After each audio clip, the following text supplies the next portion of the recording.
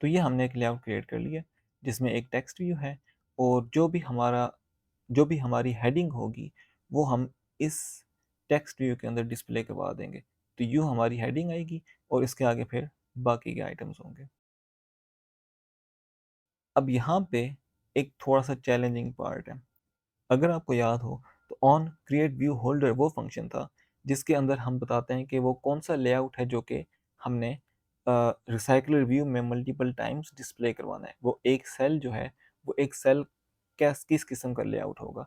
तो पहले हमारे पास यहाँ पर देखें, हमने जो लेआउट पास किया हुआ है वो है यूज़र लेआउट, वो है लेआउट यूज़र कमेंट, ये वाला लेआउट। ठीक है, जिस वजह से ये लेआउट बार बार वहाँ पर डिस्प्ले हो रहा था डिफरेंट डेटा के साथ। अब यहाँ पे हमने समहाउ अपना जो ये वाला लेआउट हमने अभी क्रिएट किया है, लेआउट हेडिंग, ये इधर क्रिएट करना है, इधर से बेसिकली क्रिएट करके रिटर्न करवाना है। तो अब यहाँ पर एक चीज़ है जो कि हमें अंडरस्टैंड करना हमारे लिए बहुत ज़रूरी है, और वो एक्चुअली में काफ़ी सिंपल है अगर हम उसको समझ सकें तो।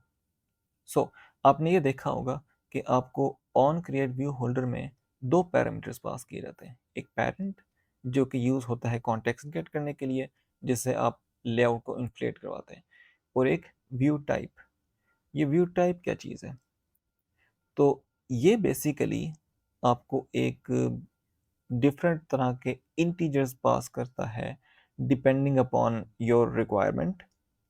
आपको डिफरेंट तरह के इंटीजर्स पास करता है जिससे आप फिगर आउट कर सकते हैं यहाँ पे कि आपने कौन से वाला लेआउट इन्फ्लेट करवाना है।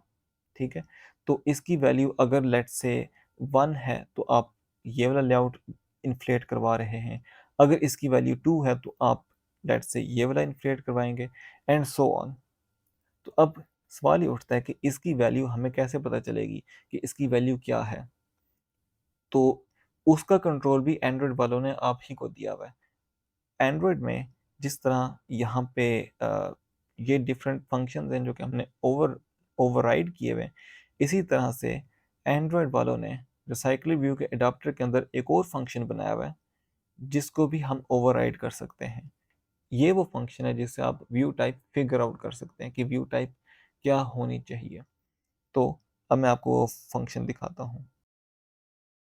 तो ये देखें, ये डिफरेंट फंक्शन है जो कि हम ओवरराइड कर सकते हैं, और इसके अंदर एक फंक्शन है गेट आइटम व्यू टाइप, और इसमें हमें पोजीशन मिल रही होती है। तो अगर हम इस फंक्शन को ओवरराइड करें तो यहाँ पे हमारे पास पोजीशन आ रही है। ये वही पोजीशन है जो कि आपको बाइंड व्यू में भी मिल रही है। तो हम क्या कर सकते हैं कि हम अपनी लिस्ट में से, ये जो हमारी लिस्ट है, इसमें हम पोजीशन में से पिक करें एक आइटम और देखें कि उसकी टाइप क्या है। अगर उसकी टाइप लेट्स से हेडिंग है तो हम हेडिंग के केस में 1 रिटर्न करवा दें। अगर उसकी टाइप यूज़र कमेंट है तो हम लेट्स से 2 रिटर्न करवा दें। फिर हम जो भी यहाँ से रिटर्न करवाएंगे वो वैल्यू आपको यहाँ पर मिलना शुरू हो जाएगी। ठीक है, तो अब हम ये काम करते हैं।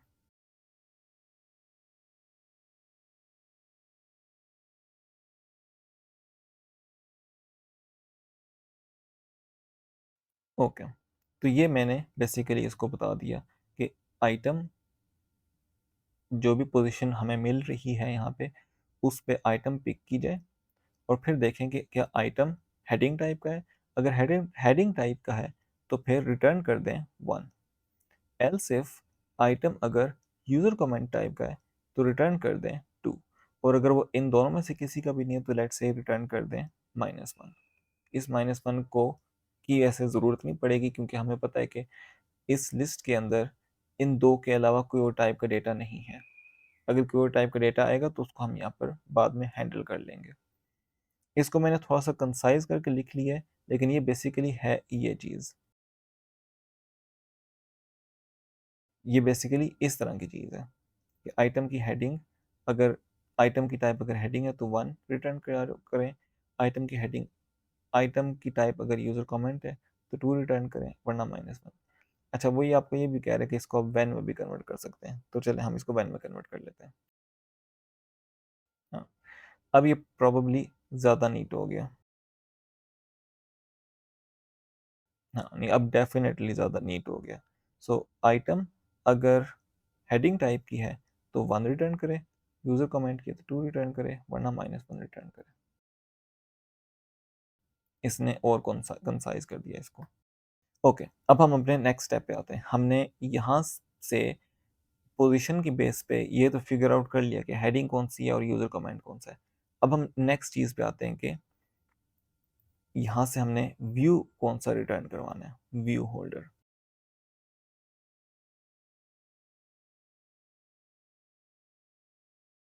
ओके, सो अगर व्यू टाइप 1 के इक्वल है तो हम यहाँ से गेट करते हैं ये वाला लेआउट, इसको इन्फ्लेट करते हैं और उसके बाद फिर हम व्यू होल्डर के अंदर ये वाला व्यू पास कर लेते हैं।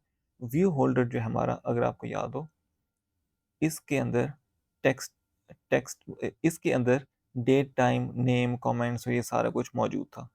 अब हम यहाँ पर 2 को भी हैंडल कर लेते हैं। ओके, यहाँ पर मैंने खराबी कर दी है, 1 पे नहीं आएगा, ये 2 पे होगा। अब देखते हैं कि 1 पे क्या आना चाहिए। इसी तरह हमारा व्यू बनेगा जहाँ पर हमारा लेआउट जो है वो अब डिफरेंट होगा। लेआउट अब ये वाला होगा, लेआउट हेडिंग। सो हम यहाँ पे करते हैं r.layout हेडिंग, ठीक है, और ये हमारे पास आ जाएगा हेडिंग व्यू। अब इस हेडिंग व्यू को हमने यहाँ से रिटर्न करवाना है, लेकिन हेडिंग व्यू के अंदर अगर आप नोट करें तो इसमें हेडिंग व्यू के नाम से एक टेक्स्ट व्यू मौजूद है। अब यहाँ पर करते हैं रिटर्न यूज़र कमेंट और हेडिंग व्यू। लेकिन यहाँ पे एक चीज़ नोट करने वाली है। अब ये तो हमने देखा था कि यूज़र कमेंट जो है वो डेट, टाइम, नेम, व्यू और इसमें ये कुछ है जो कि ये हैंडल, जो कि ये होल्ड करता है, ठीक है। लेकिन हमारे पास जो लेआउट हेडिंग है इसमें तो डेट, टाइम और वो कुछ नहीं है, इसमें तो हेडिंग व्यू के नाम से एक टेक्स्ट व्यू है सिंपल। तो ये वाला व्यू होल्डर तो उसको होल्ड नहीं कर सकेगा। तो अब क्या करें, इसका बेसिकली ये मतलब है कि हमें एक और टाइप का व्यू होल्डर क्रिएट करना है जो कि होगा हेडिंग व्यू होल्डर। सो हम जहाँ पर ये क्रिएट किया हुआ था उसी के साथ एक और व्यू होल्डर क्रिएट कर लेते हैं। इसमें भी उसी तरह से व्यू पास हो रहा होगा और ये भी उसी तरह एक्सटेंड कर रहा होगा एडाप्टर के व्यू होल्डर से, सॉरी रिसाइकलर व्यू के व्यू होल्डर से। अब यहाँ पे हमारे पास क्या है, एक टेक्स्ट व्यू है हेडिंग व्यू के नाम से।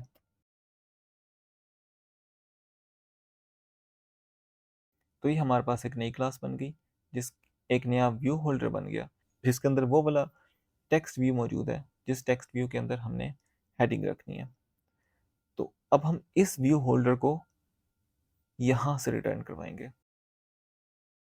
तो अब ये हो तो ठीक गया है, लेकिन अब ये एरर दे रहा है आपको कि जो क्रिएट व्यू होल्डर वाला फंक्शन है वो तो आपने कहा था कि यूज़र कमेंट रिटर्न करता है, तो अब तो आप यहाँ से कुछ और रिटर्न करवा रहे हो।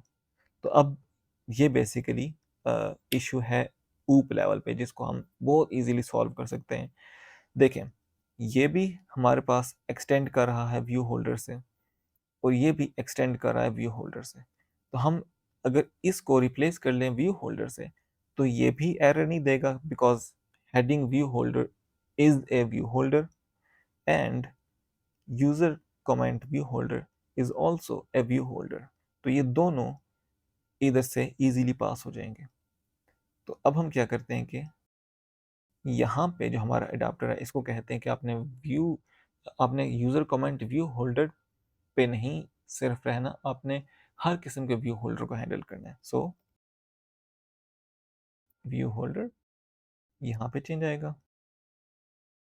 ये देखें, दोनों एरर्स खत्म हो गए और हम आपको यहाँ पर यूजर कमेंट व्यू होल्डर मिल रहा था, अब ये भी आपको यूजर कमेंट व्यू होल्डर नहीं, जस्ट व्यू होल्डर मिलेगा, रिसाइकलर व्यू वाला। तो अब आपके पास यहाँ पे ये वाले एरर्स आना शुरू हो गए। तो अब इसका क्या सोल्यूशन है, वो भी बहुत सिंपल है। जैसे हमने यहाँ पर फीड को टाइप कास्ट किया था यूज़र कमेंट में, यहाँ पे हम इसी तरह से होल्डर को भी टाइप कास्ट कर लेंगे। ये दें।